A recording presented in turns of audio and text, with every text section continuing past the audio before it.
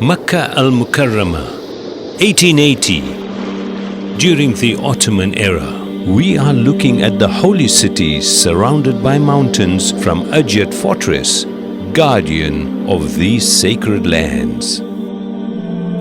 The Ottomans did not even hoist their own flag on Ajyad Fortress out of respect towards the most ancient masjid of the world, Masjid al-Haram, for they were always conscious that they were merely servants of these lands. We are now taking you to the Masjid al-Haram of 1880.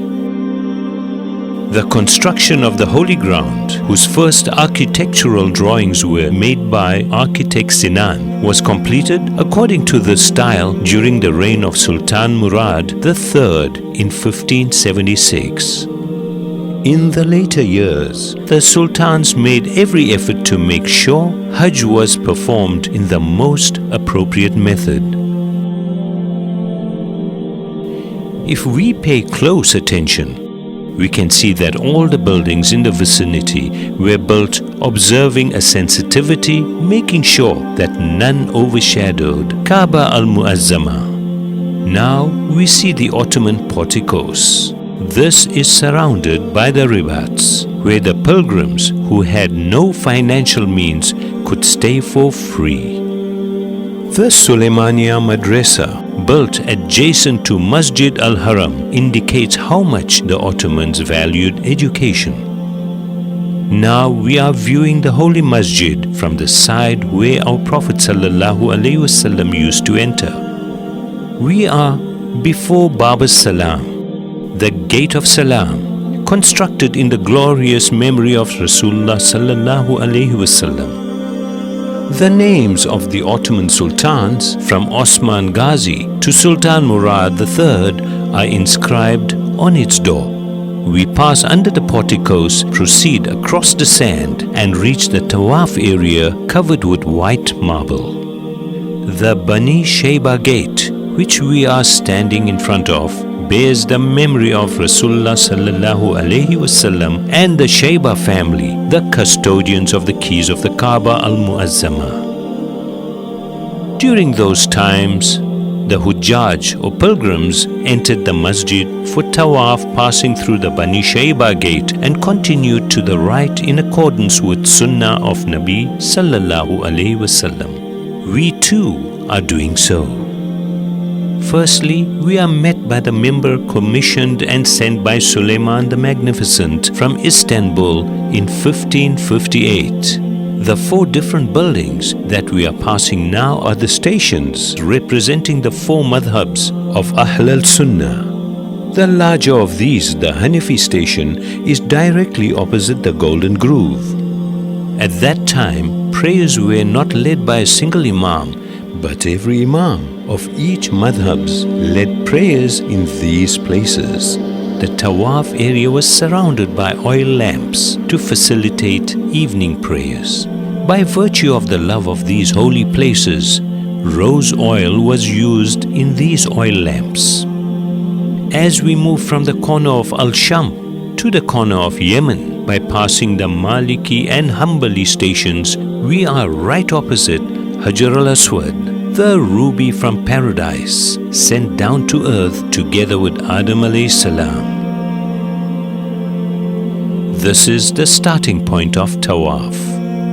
Multazam, one of the exceptional places where prayers are accepted.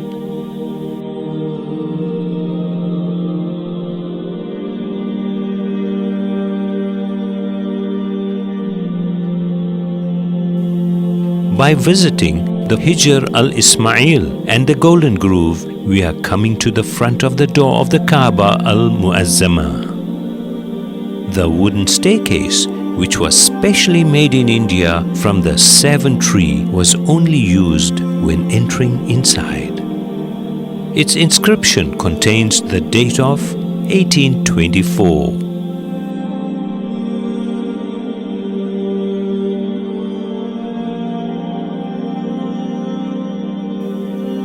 And now we are at the door of Baytullah.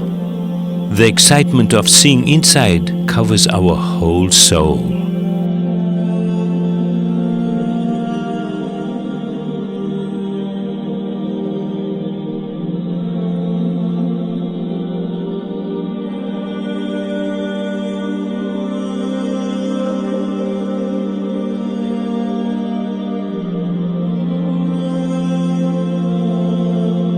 by remembering Ibrahim alayhi salam, the constructor of Kaaba al-Muazzama, we are passing towards Maqam Ibrahim, mentioned in 2 places in the Holy Quran.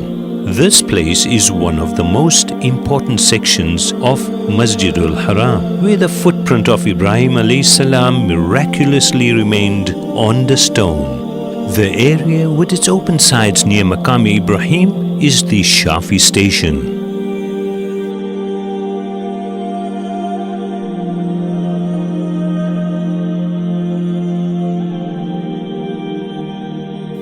In this hot climate, undoubtedly, Zamzam water is a lifesaver. We are leaving the Shaiba gate and moving on to the Zamzam building. The Ottomans built the first structure over the Zamzam al-Sharif well in 1517 and decorated its wall with ayahs and hadith relating to Zamzam. The well of Zamzam was surrounded by a silver fence, a gift from the Ottoman Sultan Ahmed I. We are leaving the Zamzam al-Sharif building, which is surrounded by public fountains, and by passing under the Ottoman porticos that were kept lower than the Kaaba al-Muazzama out of respect.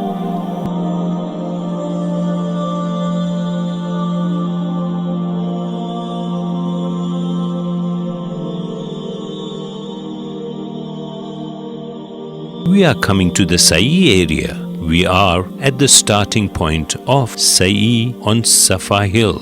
Rasulullah sallallahu alayhi wasallam climbed up to Safa Hill on the first day he started to preach Islam openly and gathered all the Quraysh around this hill. The Sa'i area is located inside the Ibrahim Valley, which opens to the direction of Arafat, Muzdalifah and Mina, where Hajj is performed. Carrying many memories from the Asr as-Sada, this field, which is 20 meters wide and 394 meters long, was a place independent of Masjid al-Haram and integrated with the city life at that time.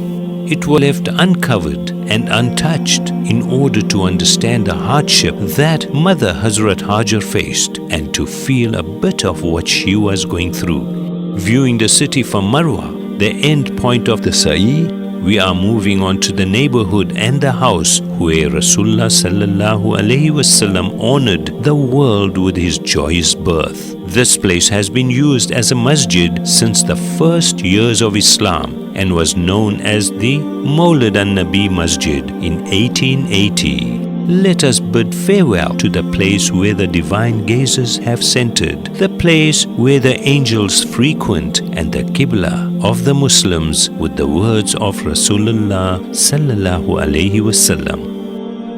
O Makkah, you are surely the best of places created by Allah, and you are the most beloved to Allah. Shukran and Assalamu alaikum wa rahmatullahi wa barakatuh.